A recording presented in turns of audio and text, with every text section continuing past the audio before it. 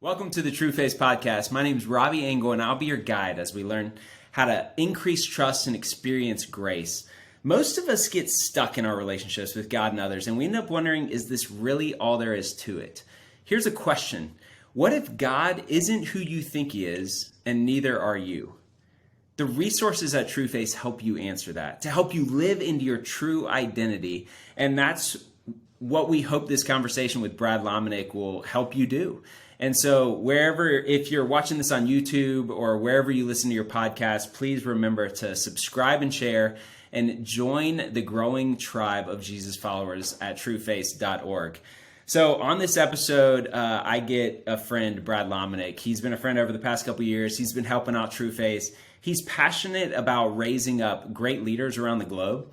He's an entrepreneur, speaker, leadership advisor, author, and he was a longtime president of Catalyst, which a lot of you know, credited with growing that organization into one of the largest and most recognized leadership brands and gatherings of young leaders in the U.S. What you may not know is that he rode horses as a ranch foreman for years in the mountains of Colorado. He played American football in Australia and New Zealand. He was in a rap group.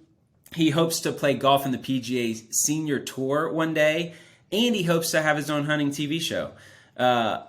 Those are, I think, two truths and a lie. We'll ask him if they're all true, but I know he is also the author of The Leadership Catalyst and H3, and you can check out his H3 Leadership podcast. It's awesome. Go check out the podcast and go get more at bradlomenick.com. But are those all true, Brad? Welcome to the podcast, man. This is overdue. It's super fun. Thanks, man.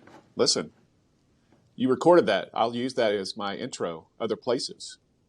Those are all true. Come on. The obviously, like, the conceptual idea of playing on the PGA Tour or a hunting show are just ideas. So yeah, I'd love to do that. Now, am I a good enough golfer? Not even close. It would require me stopping everything and spending the next 24 months just learning the game of golf at an even higher level.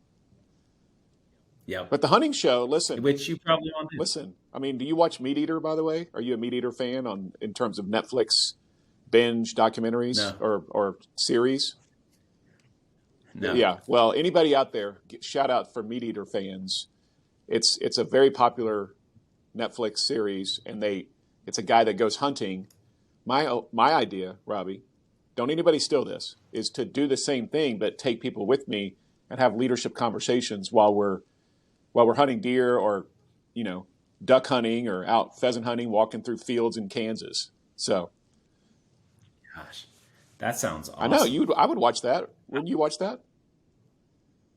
Yeah, and even if it's not a show, that's a sweet job. You're already doing half the equation. You just need to weave in more of the hunting into the advising and consulting. Exactly. Well, I try to create more experiences around the advising work. So, because everybody wants to feel like they're part of an experience, right? Oh yeah. Brad, it's been really fun connecting with you, getting to know you, becoming a friend, and you've been through some different seasons and chapters, as most leaders have.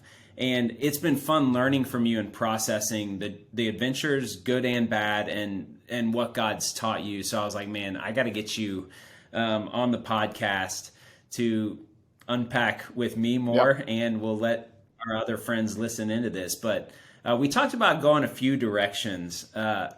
Pull the curtain back and give us a little insight into part of your journey from, I think we talked about going back to the Catalyst days. Yeah, I mean, some people still remember Catalyst as this pretty big conference movement, and Andy Stanley being one of the key voices that was, kind of along for the ride for every Catalyst event. I think maybe he missed one over the years, but it was, it was started by John Maxwell, and we really were passionate about gathering young leaders because we were all young leaders when we started it. So I was the head of it, led it for, around a decade, and there were lots of people involved. But late in that decade, we were probably at our pinnacle of success, growth, up and to the right, selling out events, feeling pretty good about ourselves. you know. And how old were you at the end of that decade?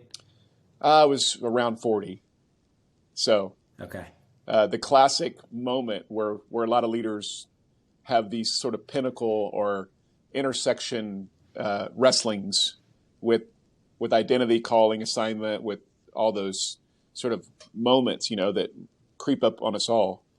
But I was not healthy as a leader, even though I was leading a leadership development conference movement. And I mean, the first lesson in this is you can be leading something that's successful and winning, but you can be losing as a leader. Like, you can be dysfunctional and unhealthy. And I don't know if I was toxic. I know I wasn't burning out. By the way, I think burnout is when you're doing something that is probably outside your strengths, and you're doing it for long periods of time. I think that's most of the time what burnout is the result of. Compared to if you're doing something that's in your strengths, you typically will get tired.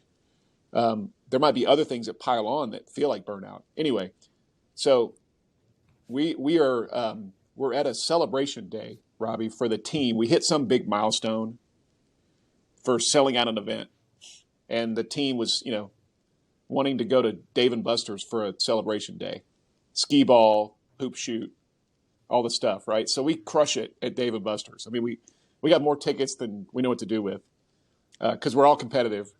And they go to the store and they use all the tickets, and they bring me a gift. Hey, thanks, Lomenick, for letting us have a day of celebration. This is awesome. You're the best. Here's something from all of us. And it was 2 dolls that they had bought at the gift store. And one doll was an angel doll. You know where this is going. And I'm like, what is this? What's in, it represents the leader we love, the leader we want to follow. And then there's a devil doll. Like, why does Dave & Buster's have angel and devil dolls first off? But there's a devil doll. I'm like, well, what is this? They said, that's Darb. I was like, who's Darb? They said, Darb is your nickname that we've been calling you for like the last year. I said, well, why do I have a nickname, and why is it Darb? And they said, because that's Brad backwards, D-A-R-B. And he's the leader we despise. Like, he's a leader we can't stand to be around. He's the leader that when he's around, we run for the hills. Like, nobody wants to be around that dysfunctional, toxic, just willing to climb the mountain, but doesn't have an ounce of sort of development in his body. And the first response for me was like, I'll fire all of you. Darb will show up right now and take you all out of the game. But it was a wake up call for me to realize that, again, like, the team didn't want me to be less of the 3 on the Enneagram. They didn't want me to be less of the driver. But what they needed me to be is also equally as much healthy, equally as much an encourager, equally as much somebody who raises up other leaders. And it's so easy when you're chasing something, you're building something. And by the way, at that point, Catalyst was really heavy for me to carry. I felt like it was all on my shoulders, which again is that's a immaturity of a leader, is to think that this is all on me, because it's never all on me. And ultimately the results are up to God anyway. So all that was a wake up call, which actually, like, that kind of moment was really a catalytic moment for writing the Catalyst, not the Catalyst leader, but H3, the be humble, stay hungry, always hustle. Because I needed to recalibrate my own leadership. I needed to actually, like, figure out what do I want to make sure I'm actually leaning into habits wise for the next 40 years, 50 years of my own journey. So that's by the way, Darb, so the two little dolls, Michelle, my assistant, would like set them outside my door, outside my office every day. And then the team would decide, like, who's in the office today, and wow. Hopefully there was a bit less of Darb and a bit more of Brad. Of course, when the angel doll was on the table, they were like, everybody go in, ask for a raise. He's in a good mood. So that was the tipping point. That was an inflection point in your awareness of the patterns. Walk me through that journey after that point. Well, self-awareness is obviously a big part of that. The other thing that I think is really helpful for leaders to understand, as soon as it's out in the light. So in that case, the team confronted me in a way that felt very like funny, but it also was like a really serious moment, for both my reaction as well as what I'm going to do about it. Here's what happened, which I think is really healthy, is now everybody, because we've allowed it to be in the light and everybody now knows about it. They all knew about it before. They just weren't willing to share it. And there was this we're walking around on eggshells. And as soon as it was out in the open, now everybody on the team, from the interns to the person who's been working with me the longest, they felt the permission to speak truth back into me. So when I started acting like Darb, and I would get short with somebody, or I would I would have one of those moments, they would go, "Hey, you're Darbing me right now." And again, my first response was like, "Listen, I will Darb you into next week. You're an intern. Shut up and get back to work." But they felt the permission to say to me, "I'm so for you that I'm not going to let you stay this way." And man, when that happens in an organization, on a team, is when you have that ability to allow for vulnerability and accountability, and we're for each other, and now we trust each other. We know we know that we have your best in mind. It's hard for the leader who's navigating some of those dysfunctions, but it's so needed. Because again, I don't care who you are. As soon as pressure starts mounting, as soon as you get to a place where you look around and go, if I'm honest, I have no idea what I'm doing. I'm leading something that I have no clue how to lead. And then you automatically go to imposterville. You go to, well, I'm going to default to whatever my dysfunction is. And so this is why this is true. What I could have said at that point is I could have said in my leadership journey, listen, I'm a driver. I sometimes get upset and get in people's grills, but that's just the way I'm wired. So if you don't like it, you can go somewhere else. Well, you know what? That's like level 1 leadership on the scale of 1 to 5. Yeah. And a lot of people do that now. They go, well, I'm an Enneagram 3 or an 8. So, you just got to deal with my challenger. No, that's like the first step is self-awareness. The second step, and third and fourth and fifth and sixth and seventh, is now to figure out, how do I lead in a healthy way, knowing the way I'm wired. And feedback is like your greatest friend. Feedback is always your greatest friend. So I heard 3 things about once that point of awareness happened, bringing it into the light is critical for the sake of then being able to receive feedback, which lead to a season of introspection, which is hard and challenging and a lifelong process that good leaders lean into, and most leaders don't, because it's too hard and disorienting and annoying. I have a lot of questions for that journey of how to, once you hit that inflection point, what that looked like. But I want to back up and look at the years leading up to that kind of moment of going, man, I've got Darb, because all of us feel, I go into fast mode when I'm not healthy. Go into hey, situate, you blunt, direct, and it's I get a lot of crap done, but it's in my moments of inward something being off. I call it fast. My wife calls it fast mode of not present, execute, take command.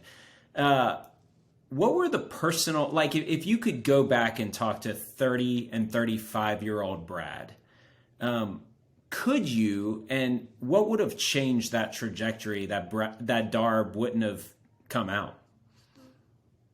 Well, definitely making sure that anybody I was working with, constantly giving them permission over time to say, listen, again, I don't know what I don't know.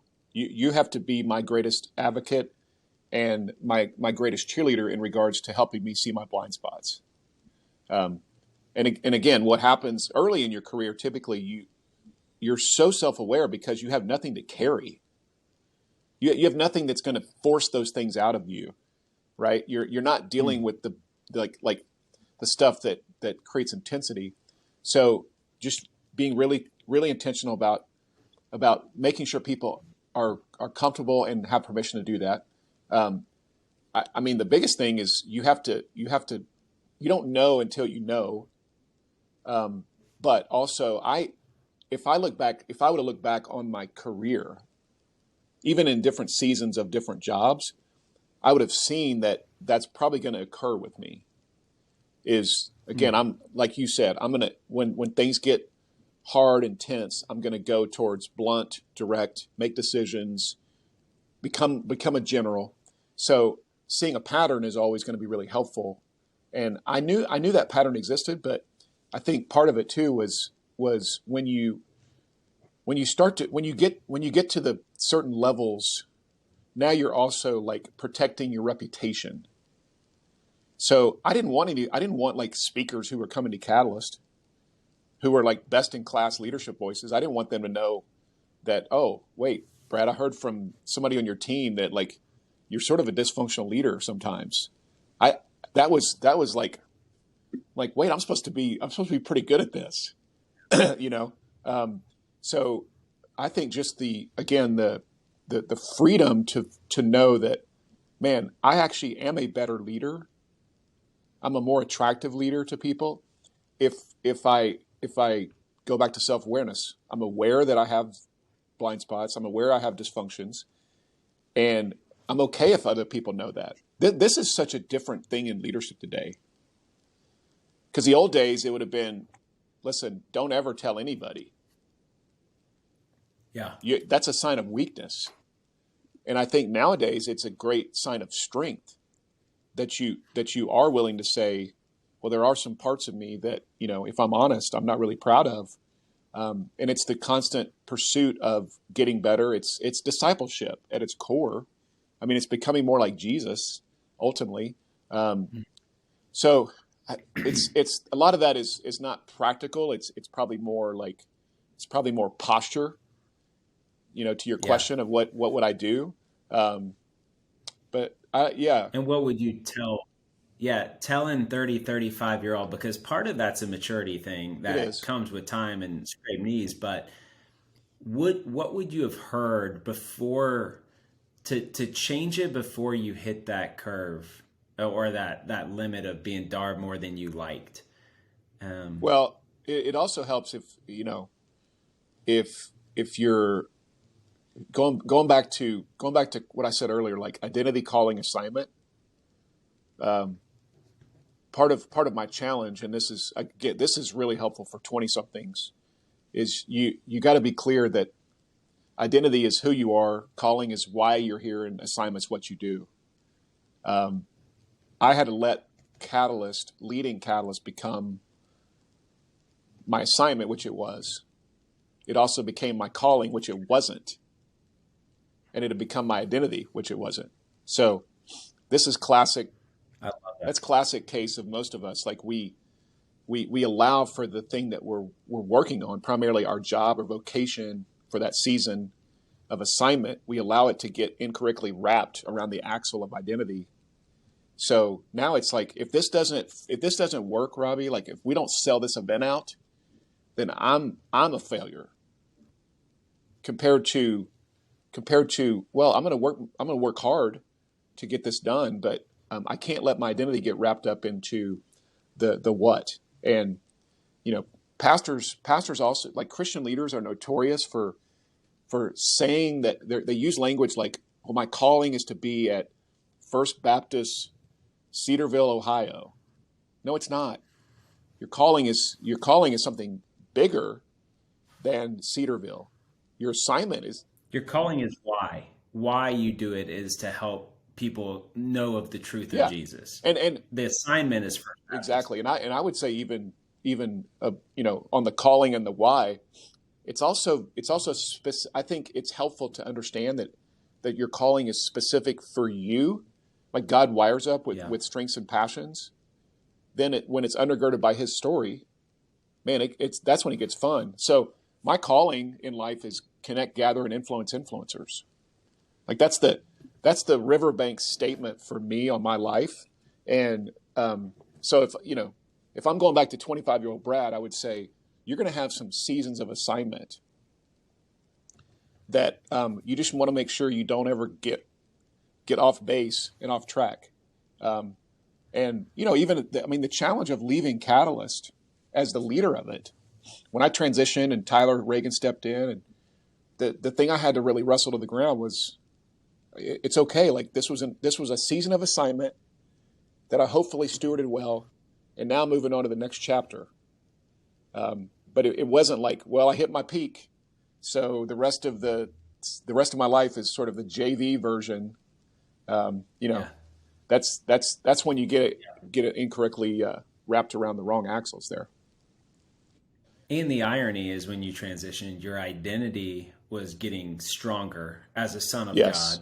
Your calling was getting clearer and more aligned with what you were doing, which is the assignment, which is all tertiary, but it becomes primary because it takes up most of our time. Exactly. Yeah.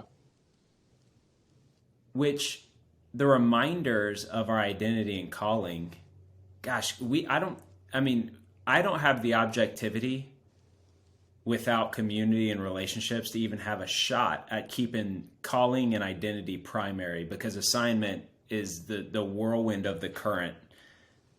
And I can remind myself of identity and calling. I can write something, put it on my wall. Robby, you are a son of God. Yeah. You are, a model and a visionary leader, whatever. But friends to speak truth when I'm getting caught in the axles of the assignment is powerful. And it's also, if you're somebody who's trying to even figure out what is my why, like I think I'm pretty clear on identity, but I'm still unclear on the calling. If you're 24 or you're 32 or 18, the best way for you to many times uncover calling is to ask people who know you. Hey, what is it about me that is so true? Like, and again, it's strengths and passions. It's broad enough that it gives you riverbanks, but it's narrow enough that it's specific for you, right? So this is why, like, people say, well, my calling, Brad, is to know God and know God and enjoy Him forever. That's actually identity, because we're all like, that's true for all of us as followers of Jesus. Yeah. What I'm always trying to push people towards is let's go a bit deeper. It's a comma there, that's not the statement. It's a comma because we want to help you see your riverbanks specifically, right? I love that.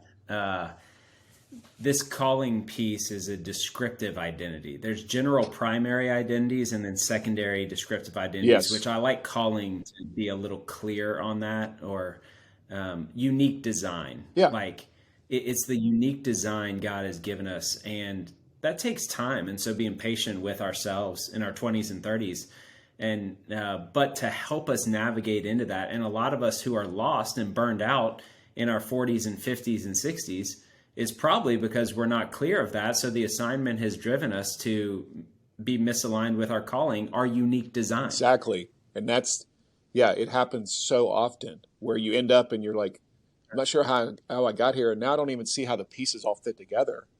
And by the way, just another example, a couple of days ago, I was talking to a worship leader who's been really successful. He's in his mid-30s.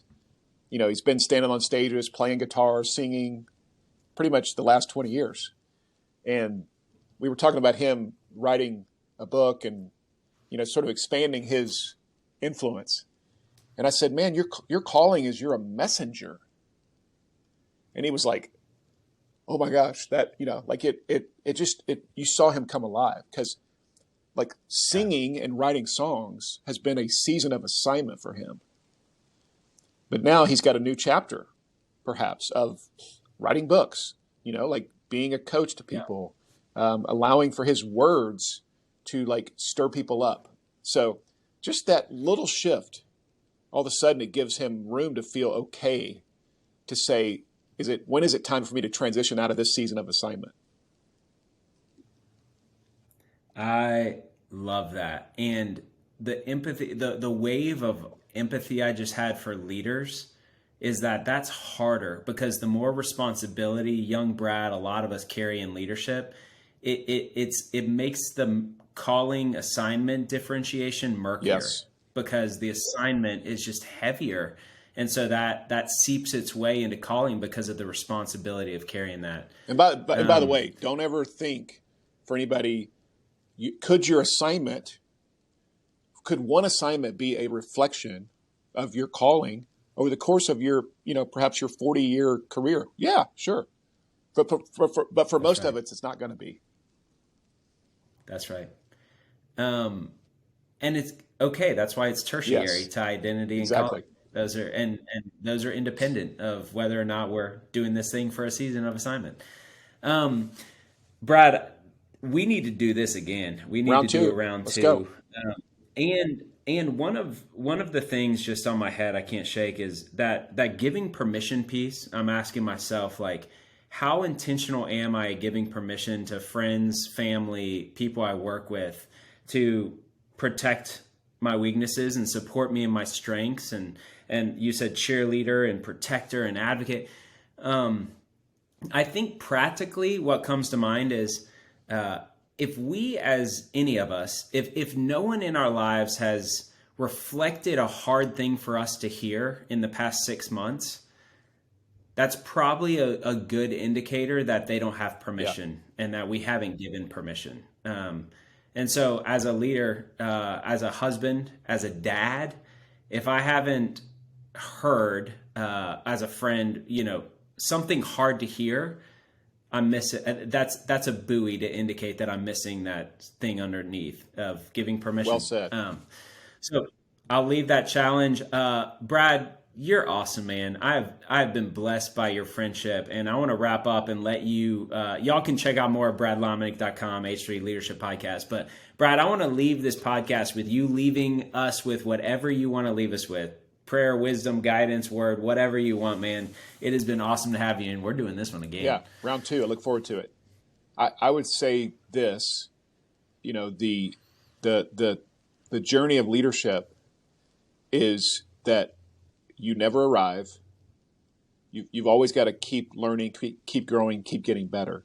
So some of the folks who are part of this conversation, they're sitting at the top of the food chain. And I just want to challenge them that now it's the question of what's the next level for you. The next level of your personal growth, the next level of your spiritual growth, the next level of your, your growth as a friend, your growth as a father or mother, husband or wife. Don't settle.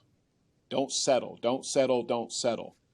The best leaders I've ever been around, you know this, Robby, like they walk in and they're 80 or they're 75 and they're the OGs. They're the goats. And they're walking in with a posture of, I got something else to learn. That's what I want to be. That's what I want to be when I'm that stage. So start now, and don't let your current sort of false summit. Don't let your false summit feel like it's the ultimate Everest for you. You got another hill to climb. Which the atrophy of our muscles, every decade we get naturally, that atrophy of the muscle of curiosity and humility, the more you become the OG and the GOAT, you got to work twice as hard for the same game. That's exactly right. That's it. Man, come on. Brad, you're awesome. You're Love the best, you. This man. is fun. Thanks, buddy. Love you. See ya.